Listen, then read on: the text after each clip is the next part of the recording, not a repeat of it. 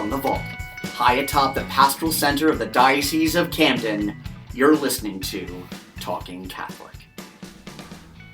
Hello, and welcome to another edition of Talking Catholic. I'm Jen Maura, and with me today is Mike Walsh. Hey, Jen. How are you? I'm good. How you doing, Mike?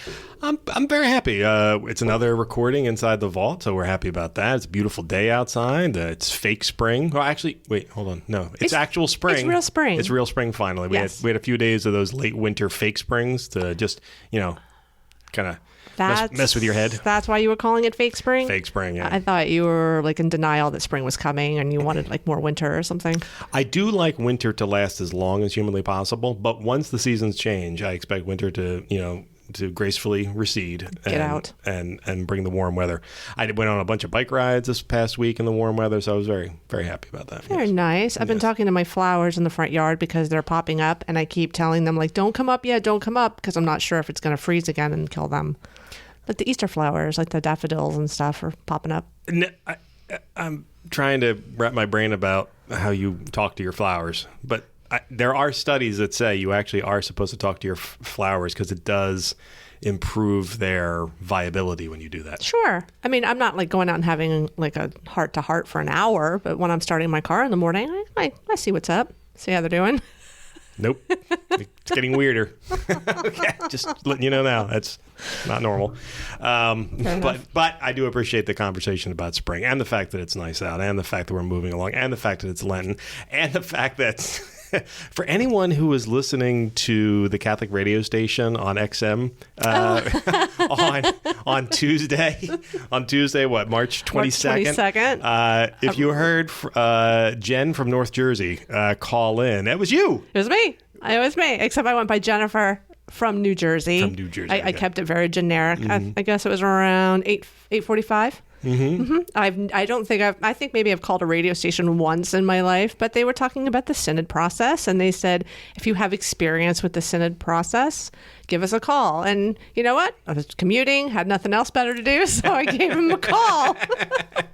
And what were you explaining to them about the synod process? They wanted to know, they just wanted to hear from people who were involved in it and what their experience had been. So I was talking about being on the steering committee for the synod in the Diocese of Trenton and how it had been going so far. Mm-hmm. And that we'd already had a meeting, and then we have another Zoom meeting this week and our final on the weekend, and how many people have been participating. Oh, good. Mm-hmm. Just out of curiosity, do you have your full responses yet? Have you actually seen responses from your parish delegates and parishioners? Yes. Mm-hmm. Yes, I have. Were they what you were expecting, or were they... There's a very common theme, which I have a feeling is going to be a common theme in a lot of parishes, which is how to get young people back into the church and their families. Mm-hmm. And my parish is I would say an older parish. But then during the summers, because it's a short parish, a lot of kids and families come. So right now our plan is, even though the synod process will be finished in early April, we're thinking about continuing those conversations just for the parish and invite those young families in during the summer if they have time, and see what they're thinking, so we can keep that information in the parish level and try to build the families in our parish. In the Diocese of Camden, that was something that we found as well, even though we are months and months finished now with our synod work because we were so far ahead of the game. But I'm glad to see that the Diocese of Trenton is not too far behind us. That's right. That was a little dig from me to our neighbors to the north, because sometimes it requires that. Almost every week. You're not wrong. But we found the same thing, was that, so we were getting all of these responses through the synod process, and people were like, well, do we have to wait until the Vatican talks about it, or can we start acting on these things now? And we said the same thing. We're like, no, act now. You don't need to wait. That if you see that there's a need, if this process has showcased something that either you didn't realize was an issue or that you didn't realize was as big an issue as it was, by all means, start focusing on it now and creating procedures and initiatives to work with it. And certainly engaging young people was one of them.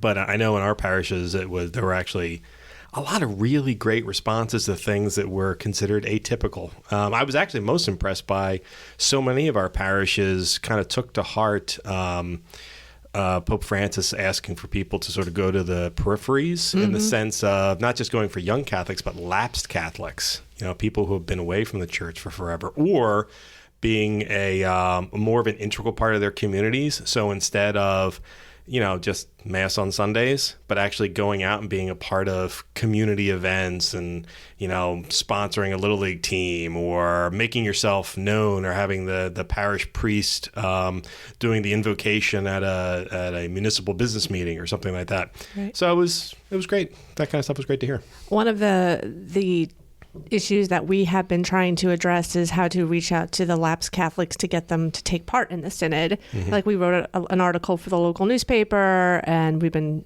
putting a lot of things on social media, but my parish has a parish center that's very active, book clubs and other things like that, a lot of prayer groups that welcome a lot of people who don't come to Mass. So even though there were 3 organized through the parishes, there have been a lot of small groups that have been popping up because we trained about 15 note takers and facilitators. So some like organic, they're being created organically in the book clubs and things like that. So we're trying, but that is hard to get the lapsed Catholics in. It is, but reminding the people that a parish is really a community center, that we are there for the community at large, not just for us good Catholics who go to church every day or every week, but for everybody, even people who may not be Catholics.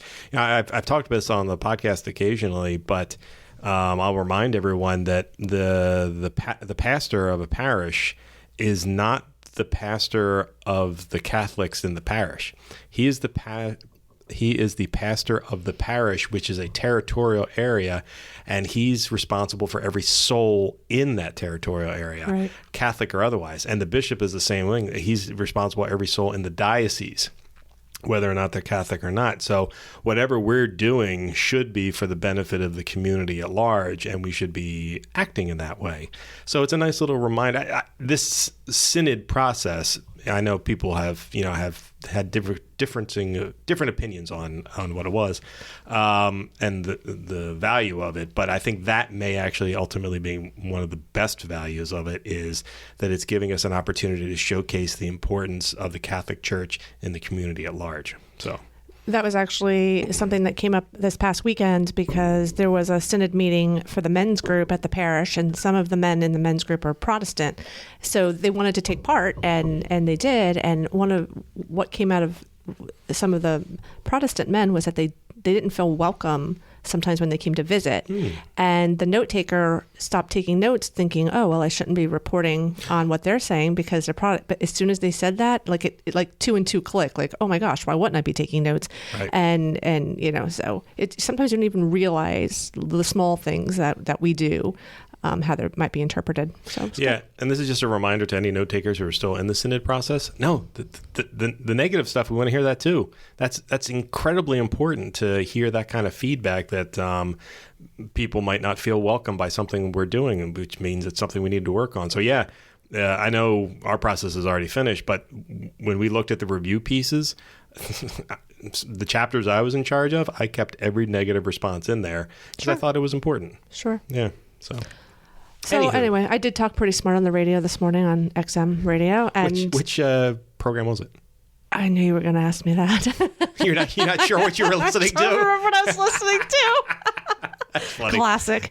And anyway, it was really good. It was a good interview. And I bet I was trying to put myself in his seat, thinking, wow. Whoever that guy was, it was on the... Yeah, this girl has good answers, because I kept him short and sweet. Right. And then after it was over, I gave myself a fist pump in the car. Nice. So now, I talk to flowers and I give myself fist pumps in the car. Every time I think this podcast can't get a little weirder, somebody else starts talking. All right. Well, that's good to know. Well, speaking of wonderful people and people we like to talk to on a regular basis. People who are not weird, in other words? Not weird in the least. People we like having come back and, not, to the best of my knowledge, has never spoken to an inanimate object. Let's get to the bottom of that sometime today. We'll need to talk. But yeah, so who do we have with us today? We have Katie Comerford-Rivera with us, and she is the Director of Development for the Diocese of Camden. Hey, Katie. Hi, how's it going? And for anyone who knows, Katie has been on our podcast many times before. She's one of our favorite guests to invite back, and I do not invite her back nearly enough. However, if you were listening carefully, you realized her title has changed. Yay. you used to be the assistant director, and now you are the director of development. So congratulations. Oh, thank you. I appreciate it. Yeah. So how's the I always hear that, the head, the crown is heavy on the head. How's the crown?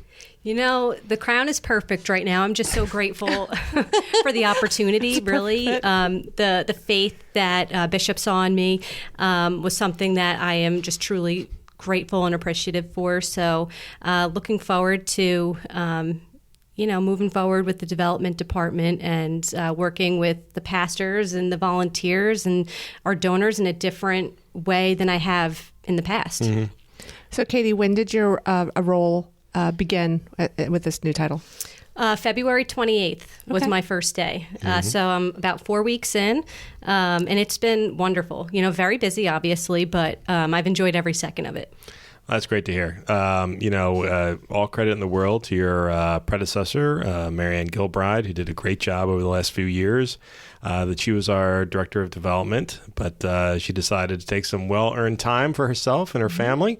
And I will tell you personally that I was certainly asked my opinion about who should replace her. And I will say that as far as I can tell, it was unanimous that everybody was hopeful that Katie would fill the position. So we're very excited that you got the big job. Yeah. That makes me so happy. Thank you for the endorsement, Mike. Oh, hey, listen, I know as I talk about that on this podcast all the time, I find talent, and that's talent we thought could fit that role perfectly without skipping a beat. And sure enough, you have. It's been 4 weeks, and you haven't caused me a single headache. So thank you for that. It's still early, Michael. It's still early.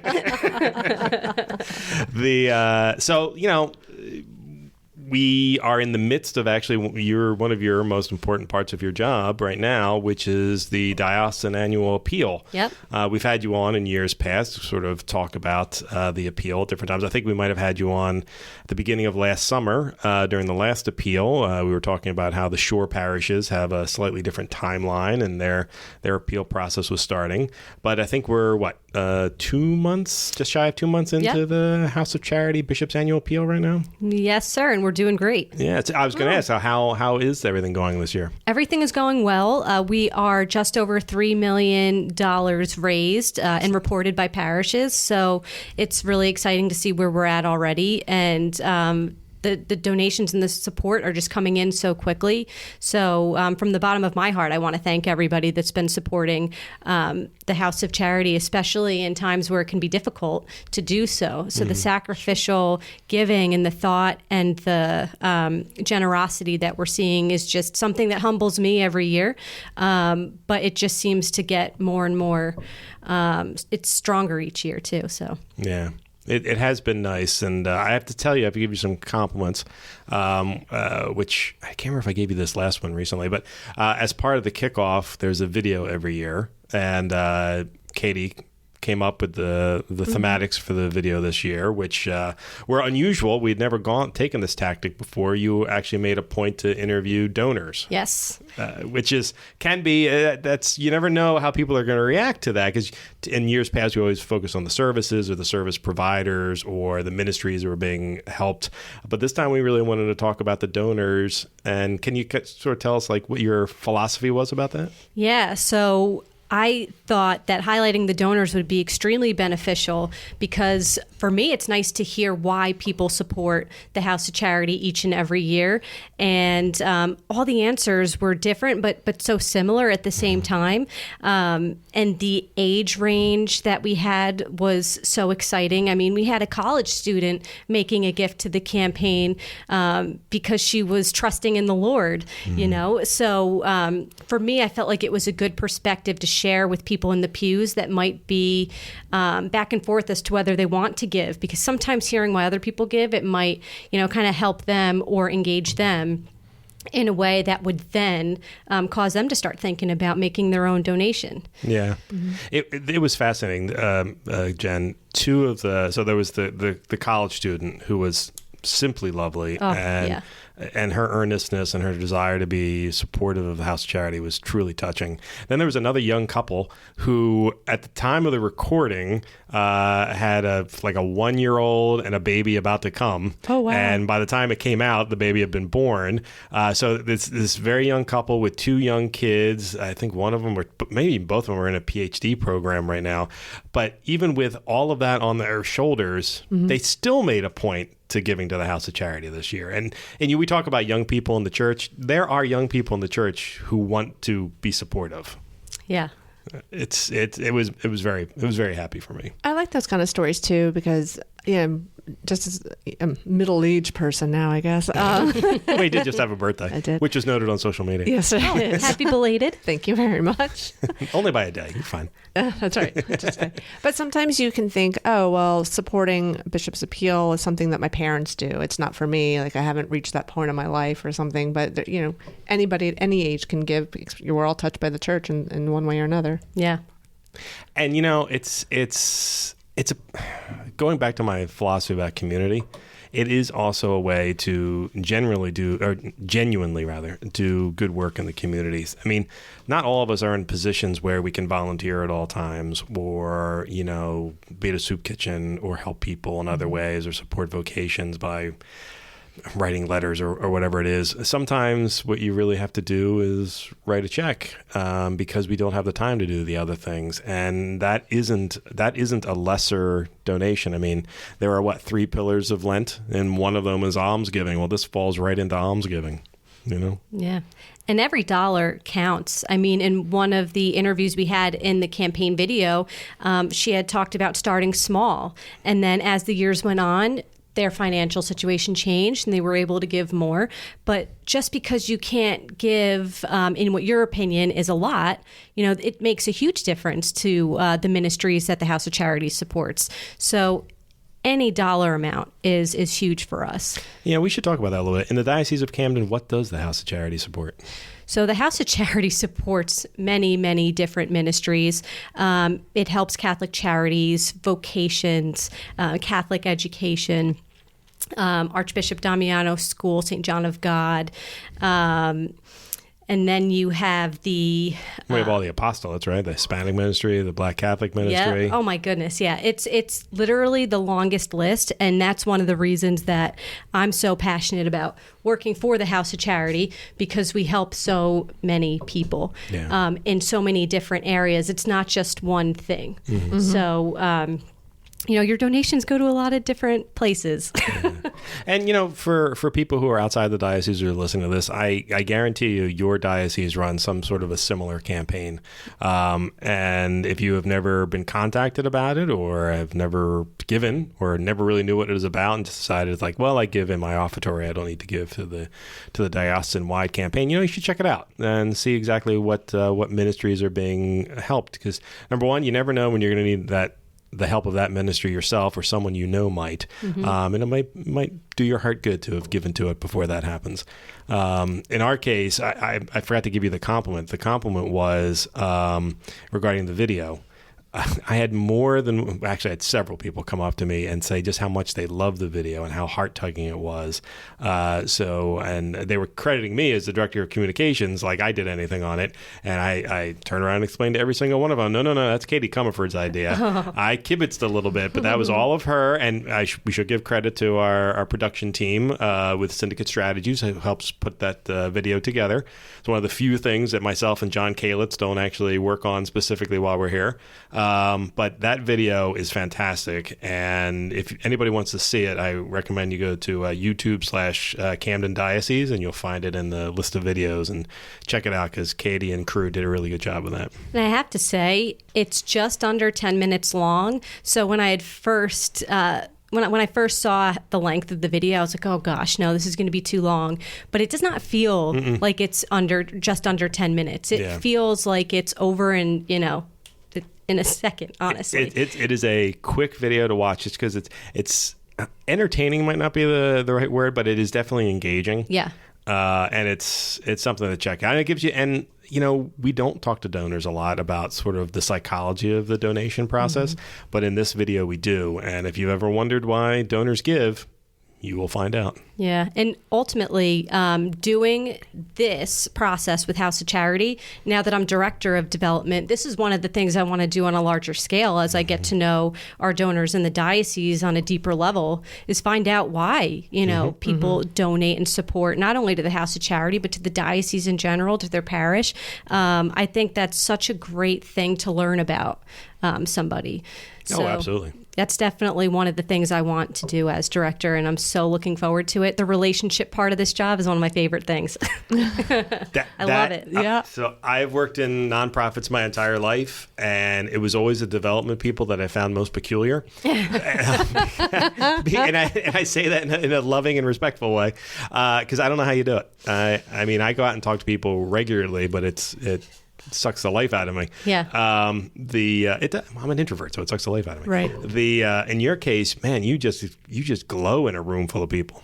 Well, in my opinion, a lot of people get nervous about asking for money, and I know I deal with certain pastors that are even nervous to ask for donations, and I absolutely understand that. But what I always say is that it's all about believing in the cause and understanding that this isn't an arm twisting thing. This isn't supposed to be forceful. It's supposed to offer somebody the opportunity to support something that's bigger than all of us and allow them to make their own educated decision on whether they can or cannot give, or whether they want or do not want to give. So it's all about just sharing the information, sharing the good word, and inviting them to participate in this mission. And then it's ultimately between them and God and their family as to whether they can.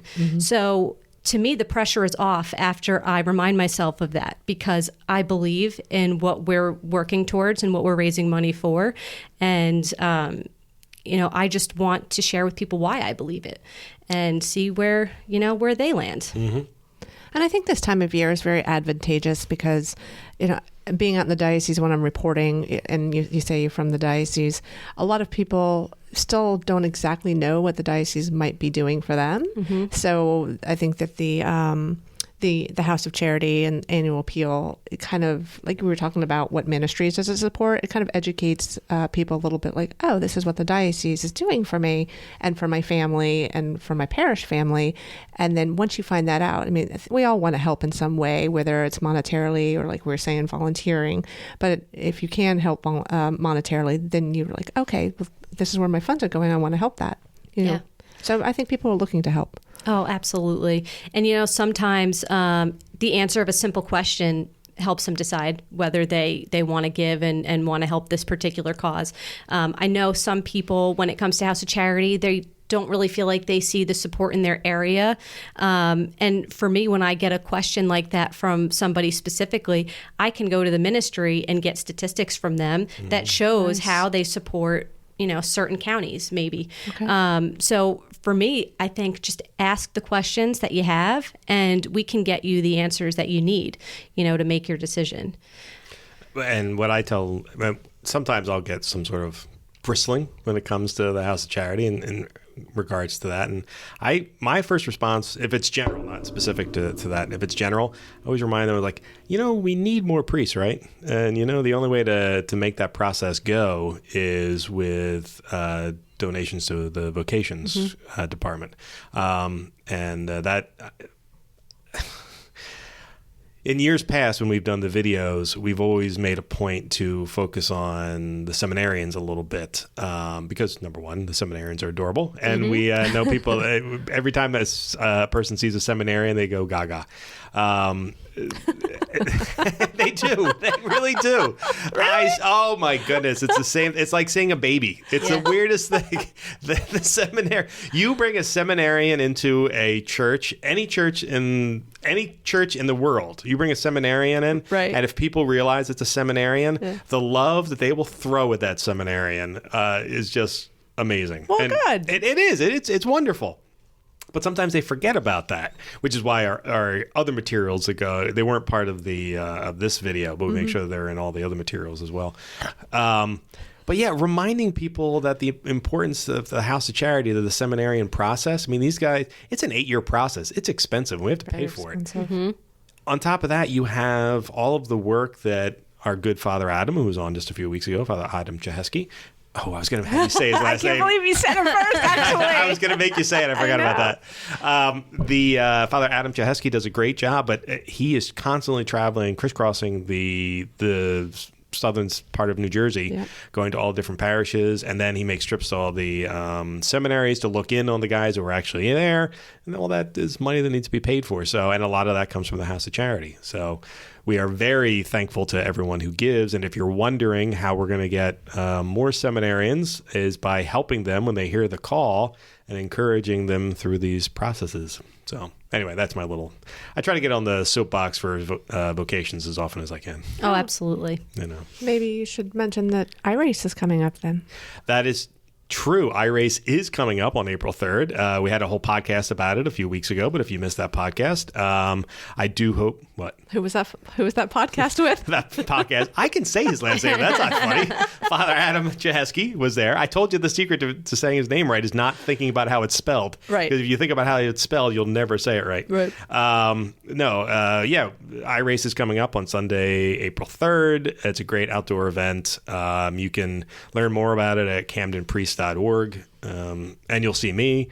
You'll see John Kalich. You'll see Father Adam. Jen, you're going to be there? I am going to be there. Your first iRace, right? My first iRace, yep. Yeah. If you see somebody in the corner talking to flowers, that's me. I'm so glad it's back.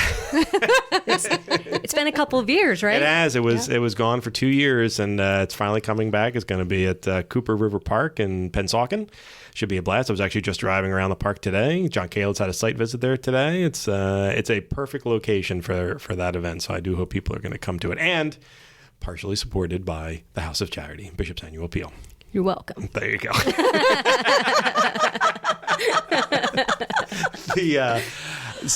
Well, I am very happy to hear that everything is going well. What is the theme for this year? I know we were focusing on donors, but actually, what's the actual theme? From many, one body. From many, one body, which I believe took itself from the synod process. Yes, sir. Yeah, we were trying to showcase, even in our fundraising, that there was synodality, which is the first time I think I've ever actually said that out loud. Nice job. Synodality in our development department. I just was actually like... Sorry. I was actually just like miming the word synodality to see if I could say it out loud. Synodality. Yeah, Okay. I'm proud of both of you, eventually. Good job, everybody. How much longer do we have to learn that word? It's a 2-year 2 process. years, yeah. So I'll get there. Enjoy the process. Well, don't worry. We're going into the Eucharistic revival starting this summer. So then much easier to words. Although I have to say, I was taken to task today. Apparently, I was so happy that our award-winning podcaster Lori Power from the Talking Saints podcast was in this very room just a few hours ago with Pete Sanchez, her co-host from the Catholic Star Herald. They were recording 2 Talking Saints episodes, of which, come to think of it, they haven't told me which saints they're doing and when they're supposed to be posted. So I do need to talk to Pete about that at some point. But I was setting up the room for them before they got to recording, and Lori says, I have a bone to pick with you. I said, what? And she goes, you refer to the Eucharist as the. And I went, what? And she says, it's not a the, it's a he. It's part of Jesus. And I was like, that is an excellent point. I was referring to the Eucharist and not taking into account its personification. I've never thought about that. I've never thought about it either, but apparently Lori has. Yes. And now I have to reassess how I refer to Eucharist. I don't know. Like, I'm not entirely certain where her feelings were about this, but she was very direct about it. Oh, she's schooling both of us. What about Katie? Is this news to you? Yes, it is. Okay, 3 of us. In our defense, only one of us, one of the people who've been a part of that conversation, has a degree in theology, and it would be her, Lori. So I will bend to her wishes. So I am going to have to rethink about how I refer to the Eucharist after this. See? I know. It just pours off the tongue. I know. Unless she was criticizing me for calling it it. Maybe that's what it was. That sounds closer. Because you have to say the Eucharist. Yeah, you can't say Eucharist, right? His Eucharist. Well, I guess, you know what? To our listeners, this is why we never claim to be anything more than we are. If this was a call-in show, I'd ask for calls right now. Yeah, right. I think I referred to the Eucharist as an it, and I should have referred to it as a he. So ignore that part I said earlier. But yeah, she took me to task on that. So. So I'm curious to talk to Katie about what she's looking forward to in her new role. So I'm looking ruling with an iron fist. Oh, yeah. So I think for me, I got so comfortable with the House of Charity and with running that and having that being my main focus. But to have the opportunity to kind of run with other things within the department like planned giving and major giving and getting to know our donors on a deeper level, working with the pastors on a different level. That's something that to me is going to be an amazing challenge. And I look forward to it, As I said before, relationship building is one of my favorite parts of the job. And I think this will give me a great opportunity to do that. And I really want to just dig deep and start talking to our donors and figuring out why they continue to support the diocese each and every year, and allow them to get to know me on a different level as well. So I think those few things that I mentioned are what I'm most excited about. It's just a great opportunity. Yeah, that's right. I'm sorry, remind me again, how long have you been at the Diocese of Camden, Katie? 3 years as of this week, actually. Or not this week, but this month. So I think I'm a couple days over 3 years. Although that doesn't actually that's not totally true. Yes, she's been employed by the diocese directly for 3 years, but she was actually integral into the establishment of our other major diocesan campaign, Catholic Strong, several years ago. She was one of the architects of it. Mm-hmm. Yeah. How long ago was that, by the way? Oh, man, I think that was 2017, 2016. So I came in and I worked with the parishes on running their Catholic Strong campaign. I was there for probably the first year and a half. So the planning, creating the theme, creating the materials, creating the areas that we were going to support with Catholic Strong, and then the implementation of the campaign. After Block 1, or kind of in the middle of Block 1, I went to a different nonprofit for a bit, and then got the calling to come back about a year later. But yeah, that's true. I was here. That's right. That's how I first got to know Katie. It was her and her two colleagues when we first started the program. I was blown away by them. All three of them. It was you, Matt, and Meg Simeo. We had a great conversations with them. They really, you start a $50 million, $40 million campaign. There's a lot of nervousness about that. Like, can we actually do this? And Katie and crew actually really did a great job of calming all of our nerves. Somehow I was on the steering committee for putting together that program. And I don't know what they were thinking when they trusted me, but it was a great experience because the people we were working with were so wonderful. So when the House of Charity, the assistant director position opened, once again, Katie was at the top of the list of people to possibly fill it. And we were very, very excited when she did, because she is incredibly nice. On top of that, really good at her job. Really good. And as you know, in my case, very progressive when it comes to breaking. What was I ranting about earlier today? Oh, you weren't in the room for this one, but I was ranting to Lori, actually, about people who say, well, this is the way we always did it, so this is the way we're going to do it. Okay. And Katie has never once said that. As a matter of fact, she's the antithesis of that. Yeah, that saying irks me too. Yeah. I've been told that in the past, this is how we've always done it. And my response is always, well, that doesn't mean that that's how we need to continue to do it. Mm-hmm. It gets you, as far as it gets you. But then there's nothing wrong with trying to streamline a process or to figure out something else that we can do. So that's one of the things also, actually, that I'm looking forward to doing as director, is seeing what we can, change a little bit and streamline to make our processes smoother. Though we already have made some changes that I believe are helping with the House of Charity, but definitely open to, all suggestions and any potential changes. I'm not going to shoot anything down,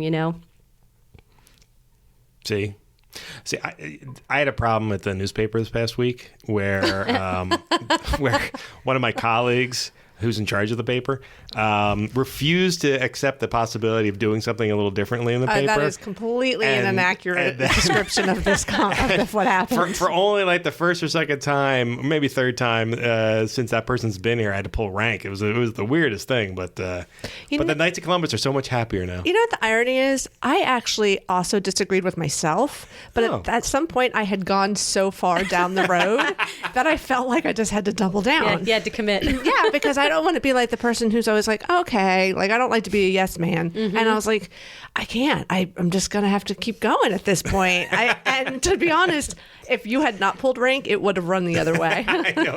Because I just couldn't do it. For anybody who's wondering, and you're wondering, what the heck was in the Catholic Star Herald last week that caused this much of a discussion?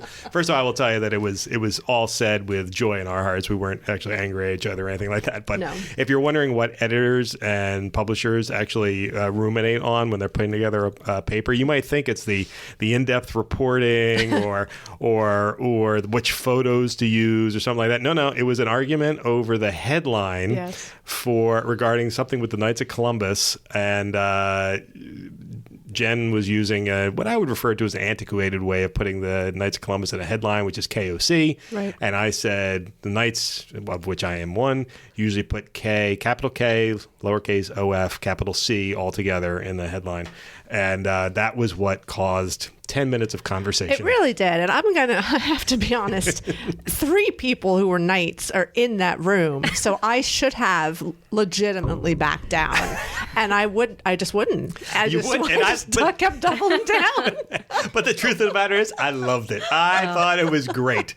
Stand for what you believe in. That's right. Even if other people think you're wrong sometimes. I'm committed. I'm going. I'm all in. I love it. But to her credit, once I said, nah, I think we're going to go this way, she was like, all right, let's do it. So she was good about that. Yeah. But Jen told me recently that she very much enjoys working for the Diocese of Camden. It's been a great experience for her. I'm curious, as you as an outsider who actually worked for a number of nonprofits and other dioceses, would you say each diocese has its own sort of unique personality? I would say so. And for me, though, it's interesting because I come in as an outsider to all these different dioceses. So I'm not always people's favorite person. So for me, it's kind of hard to gauge because I come in and, you got to build that trust. You got to get them to believe in what you're trying to help them do. But I will say with the Diocese of Camden, I felt a huge sense of welcome from the parishes, especially when I first started, because it's not always that way. People are scared. It's something different. You're asking them to raise way more than they're used to raising. And, they haven't gone through the process before. So for them, they're all skeptical. And it was the same here. But everybody was just completely open to having me come and meet with them. And it was something I was really appreciative of. So I would say, everyone's got their own differences, but Camden definitely has a big part of my heart after all the experiences I had coming in as a consultant, because that to me showed, the warmth that there really was. We're good people around here, salt of the earth. True. People love us. It's true. Very true. As 2 people from North Jersey, you've been welcomed into the bosom of South Jersey. We love having you here. It's wonderful. I do love that LBI is considered North Jersey.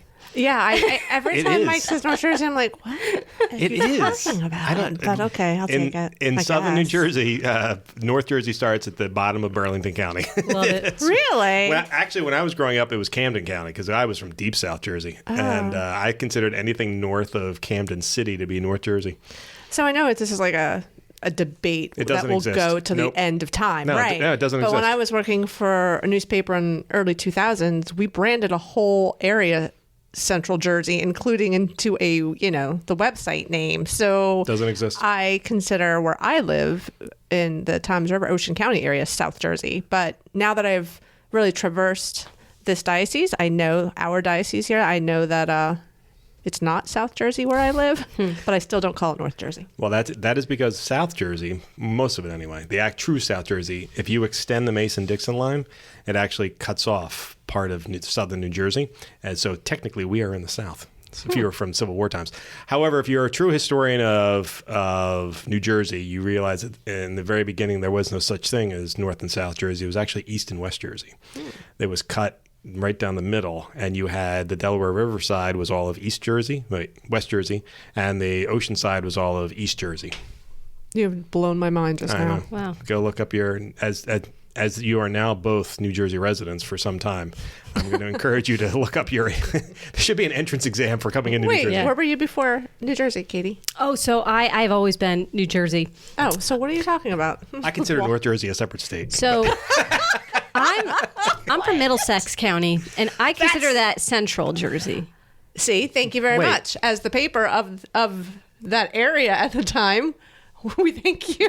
You're welcome. I consider Middlesex is like what's the big town in Middlesex? So you got like East Brunswick. Yeah, that's it. Okay, right. Yeah, I'm Sayreville, just right by Like there. So I Hunterdon, consider Central Jersey. Somerset, Middlesex. I consider all that Central Jersey. Nope.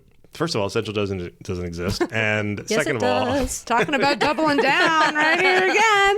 if you guys remember that when there was all of the consternation that was created when our current governor was elected and claimed that there was such a thing as Central Jersey and actually went to the wall on it, and he's been hated ever since. I mean, there might be other reasons why he's disliked, but I would hope so. That is the number one reason right there. but it's a Central Jersey thing. However, I realized our listeners were getting into the minutia. If you don't have although actually probably some of our listeners probably have some pretty strong feelings about this. I bet they do. Yeah. Everybody feel free to email Jennifer Morrow at jennifer.morrow@camdendiocese.org. That's always the complaint line. And you know what the irony is?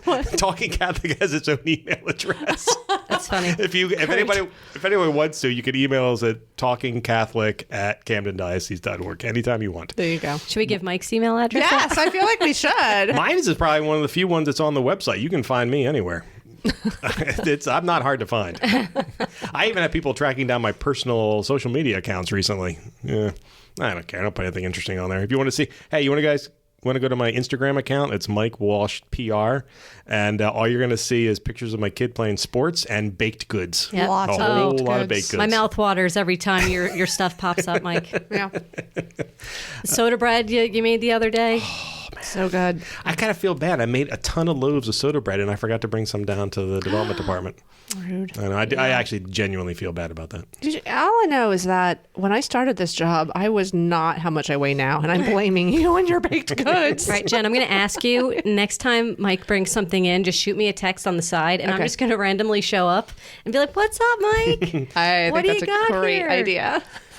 Well, the thing is, you have to go to the Catholic Star Herald because I get everything out of my office and just feed those people down See? there. Was it what I'm talking about? It's an Man, evil plan. I'm eating the batter constantly. Don't you worry. I'm getting my calories. It's not a problem. That's what the people who eat your food want to know, that you're eating the batter. What else do you do with the batter? Actually, the batter is my favorite part. That's to be right. honest with you. It's a fight in my family when I make chocolate crackles as to who gets to lick the spoon, who gets to lick the paddle, and who gets to scrape away the bowl. The paddle. So I have Spatula? I have a mixer. I have one of those big stand mixers. Oh, yeah, and the yeah. thing that goes in the middle is called a paddle. Oh, okay. It is. You looked incredulous. That's what it is. So, Anyway, a lot of people have been trying to get me to do my own cooking show on the diocese channels, and I'm starting to think I really do need to do that, if for no other reason than to give a explanation of what all the kitchen implements are. I think it'd be awesome. I think so, too. You make some really good stuff. Mm-hmm. Thank you. You're welcome. And what's a crackle? Did you just say crackle? Chocolate crackles are like a devil's food cookie, and the way that the cookie expands when it bakes, it creates these cracks in it. So it's called a chocolate crackle. Oh. Did you make that for Christmas? Yes, Okay. but for Christmas I make a red one that's red velvet. That's what I'm thinking. So it's a red velvet crackle. My son, however, likes the chocolate crackles. And yes, everybody, we're towards the end of the podcast, so we're actually in cooking I know. conversation now. Just get back. Well, it's going to get worse, though, because Katie, if you've heard in previous podcasts, like myself, and actually like Jen, is a big Marvel fan. And whenever she's on, we like to have a little bit of Marvel conversation. So we're delving into that right now because Katie, just recently, just a few days ago, right? Yeah. Finally got around to watching Spider-Man No Way Home, which is the latest Marvel movie, which did $1 billion because it was so great. And what were your feelings about it? Oh, man. There was just so much emotion, so much nostalgia. I mean, yes, I've experienced movies where you go from just pure joy to pure just grief in such a quick process. But Spider-Man, it's just like, it was such a wonderful mix of everything. And I'm actually in a group chat with my husband's cousins, and they were all talking about Spider-Man before I had seen it, and they didn't give spoilers, but they were saying, oh, it's not my favorite, it's not like the best Spider-Man. I would say it's maybe top 5 of all the movies. And now I'm gonna just go back. Crazy people, I think they're absolutely crazy. And I was like, Ben, how can they possibly put it at that level? It's such a good movie. I loved it. I'm actually going to encourage you to divorce your family. Not your husband, but the rest of the family, your in-laws. Because I agree with you. I was, as someone who grew up with all of the Spider-Mans, going all the way back to the cartoons, I was thrilled with how it sort of pulled together from all the different elements of the Spider-Verse to create this incredible movie that was, in fact, very touching, particularly in the Marvel world where the Endgame sort of like blew up everything related to everything we knew from 10 years of MCU and created something else. And now the multiverse is happening because the Disney shows have created all these new elements to the Marvelverse. But the thing that Marvel gets right and will never get respect for is they have excellent storytelling, and that does pull at the heartstrings in a good way. And then what makes them different than the DC universe is they remember that movies like that are popcorn movies. They're supposed to be fun, which also means they should have humor in them. Yep. And there's so much good humor funny in Spider-Man No Way Home and all the Marvel movies, but in particular that, which makes them so rewatchable. The interactions between the 3 Spider-Mans was just so funny. I loved it. And the fan service of going back and sort of going through what happened in all the previous iterations of Spider-Man and how it sort of dovetails into the Tom Holland Spider-Man. It was just very... I knew it was going to be a good movie. I was not expecting it to be a more than $1 billion movie. I mean, I think it's, the 3rd highest grossing movie of all time now? Wow. It's amazing. Seriously? It is. It's the 3rd highest grossing movie of all time. Wow. Yeah, it's enormous. And as great a movie it is, which I genuinely think it is, I think that probably should tell you as much as anything else. It's so many people gravitated to it and had emotional responses to it like you did. So what we're going to need to do is next year's House of Charity, you're going to need to do a Spider-Verse quality House of Charity video where maybe we bring back some stories from previous House of Charities and highlight them because they'll be familiar faces with people in the pews. It would be nice. It's brilliant. Like some of our seminarians from back in the day who are now priests, and they can talk about, how the House of Charity supported them, and, people who've been through our program so many years later and how their lives have changed. There you go. And it'll all be because we saw Spider-Man. Wow. You're very good at your job, Mike. My job is... He's already thinking about next year's stuff. I know. I tell people all the time that all my job is stealing other people's ideas and improving on it, or figuring out how to use them. And listen, this is the one thing I do try to tell people in the Catholic Church, people who have jobs like me. I was in another diocese this week, and I was explaining that, we have shoestring budgets. We have only limited abilities. We have limited personnel. It's just the nature of working for the church. But that doesn't mean that we shouldn't be striving, like you do, Katie, and like you do, Jen, in your world.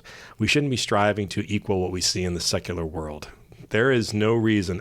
I realize I am really grasping at brass rings now, but I would love to I have thoughts about how to create independent feature-length movies that are Catholic in nature, that we could do out of this diocese and that would actually tell Catholic stories in a film way.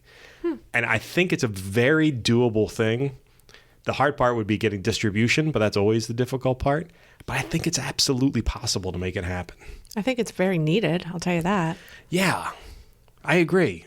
I think we don't see a lot. I worry about Catholic erasure, not necessarily, like I'm not a cancel culture believer or anything like that. I think things get canceled because they deserve to be canceled. But I do think that religion in general, I think secular world has gravitated so far away from it that we're just not seeing examples of good Christianity or good faith of any kind in our secular world. And if we could come up with ways of producing good, well done, high quality, long form films that showcase the importance of having your faith, deep Catholicism in our case, and how it impacts your life and helps you to make the right decisions in your secular world, I think that'd be a great thing for people to see. Absolutely. Yeah, I agree 100%. Okay, now we got to figure out how to make it happen. It's a great idea. You're right about the secular world. I mean, even stories that I would think secular press would pick up on just because of how phenomenal it is, they don't. And I don't know if it's because they're intentionally keeping away from it because they don't want to be looked at as they don't want to dive into that faith realm or what it is. But I think there's some fear. Yeah. I think because of what we stand for, particularly in the Catholic faith, because so much of it is so polarized, but not because of what we did, but because of what other people have said. Right. Sometimes speaking on our behalf, sometimes not. I think other people don't want to gravitate towards us because they think what we're doing might be negative in some way, when in reality, that's because what they don't understand is there's reasoning behind what we do and what we believe and how we think it imparts important elements onto our life, and that this notion of sacrifice and sometimes self-denial that's a part of the Catholic faith is actually important, and quite frankly, it separates us from the animals. And I mean then the actual animals, not just not mean people, but I mean separates us from all the rest of God's creation, is that we have this higher order thinking, which teaches us that we need to be following a certain path because that path helps the community at large. Right. Well, maybe we can get a green screen here in the vault to help make the movies. First of all, do you not think that John and I already have green screens? we have green screens. Why am I just finding this out now? You know why? Because green screens are time consuming to utilize. So John tries his best not to use green screens because then he has to do a lot of extra work. Not because he can't do the extra work, but because we have so much other work going on, it adds to his work to do green screen stuff. But we have done it on many occasions. We actually have a little studio in the basement, which you probably didn't know about either, that's got the green screen set up and everything. Did you know about this, Katie? I had no idea, and I'm down in the basement sometimes. I've not seen it. Yep. We haven't used it really in like 2 years because, pandemic and stuff. But, how far into the basement do you need to go to find this place? It's right next to the elevator. What? It is. Katie and I have this look of complete shock and amazement on our faces right now. Like, how do we just find out about this? Like, I've only been here like 8 months, so that makes sense. But Katie's been here 3 years plus all of the consulting time before. So I feel like as the director, you need to know this now. And Absolutely. I expect a tour after this. Actually, if you, speaking of Father Adam Chehesky, if you go to his social media page, there is a picture, his avatar photograph is a picture of him in a Mexican wrestling mask, standing in front of a green screen in the basement where John was doing a recording of him. I love this diocese, but I haven't said it before. Let me say John it and his again. wrestling. John has an appreciation for Mexican wrestlers. There's no doubt about that. But yes, So funny. Listen, when you are in the communications world, you are peculiar to begin with, much like the development world, being able to walk into a room full of strangers and just talk to anybody. And that's a good thing. We should have different ideas and stuff like that. It's a great thing. It's a talent. You know why? Because we don't do the same thing just because it was the way it was done before. That is why. Brilliant. There you Look go. how you brought it back to full circle. Also, we steal other people's people. So I have a position opening soon, and I'm already thinking about who I'm going to steal from what diocese. So. Everybody, you've been warned. Everybody who wants to leave, email Mike Walsh at. Anybody who wants a job in the communications field, give me a ring, because I got a plan for you. So anyway, Katie, thank you very much. This has been our most digression filled podcast in a long time. So thank you for leading us down that path. Oh, no problem. It's my pleasure. Thank you for having me. And good luck, and continued good luck, rather. And Jen, thank you very much. And to our listeners, thank you for checking in. And we will talk to you again next week. See you, everybody.